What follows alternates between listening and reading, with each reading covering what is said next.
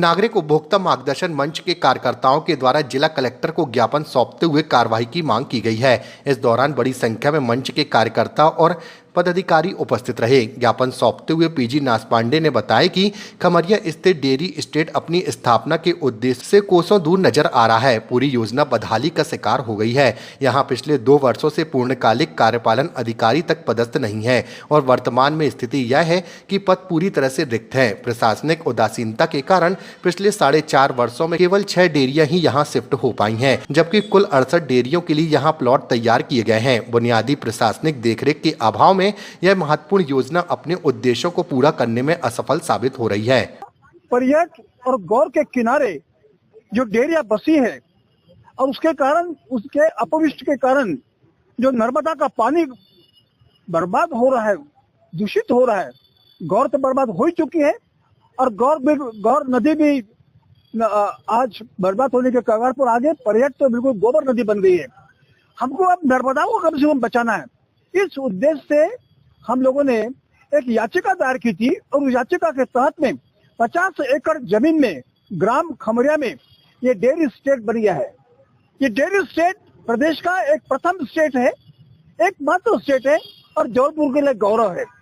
लेकिन दुर्भाग्य से क्या हुआ, 2022 में उसका उद्घाटन किया गया और इस 4.5 साल में उद्घाटन करने के बाद सरकार भूल गई, जनप्रतिनिधि भूल गए, अधिकारी भूल गए। वहां पर ना कोई अधिकारी है वहां पर स्टेट में, ना उसके लिए कोई बजट दिया गया। आलम यह है कि 68 प्लॉट्स बनाए गए लेकिन मात्र केवल 6 डेयरिया वहां पर शिफ्ट हुई है। इस कदर का बदहाली वहां पर पड़ी है।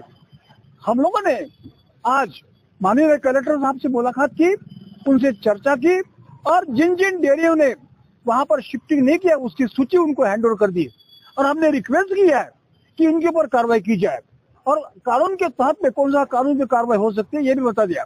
साथ ही साथ हम लोगों ने नेशनल ग्रीन ट्रिब्यूनल का जो आदेश है इनके ऊपर कार्रवाई करने का, वो भी आदेश हम लोगों ने वहां पर कर दिया। हम उम्मीद करते हैं कि कलेक्टर इसके ऊपर कार्रवाई करे, अन्यथा हम लोगों को फिर से एक आंदोलन के रास्ते पर आना पड़ेगा। लगभग ऐसी कितनी डेयरियां होंगी?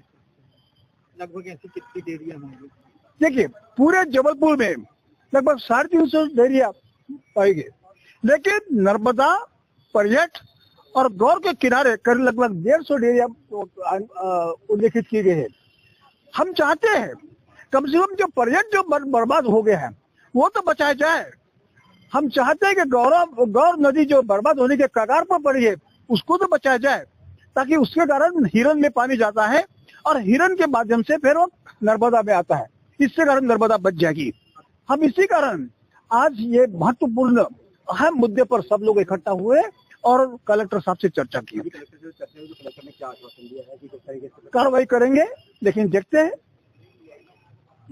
1 साल पहले भी उन्होंने कहा, कलेक्टर थे पहले उन्होंने भी कार्रवाई की थी, नहीं की, लिस्ट दी थी, फिर भी कार्रवाई आज फिर से दी है। या तो हम लोगों के आंदोलन सड़क पर आना पड़ेगा या तो फिर से इनके खिलाफ कंटेम्प्ट ऑफ कोर्ट लगाना पड़ेगा।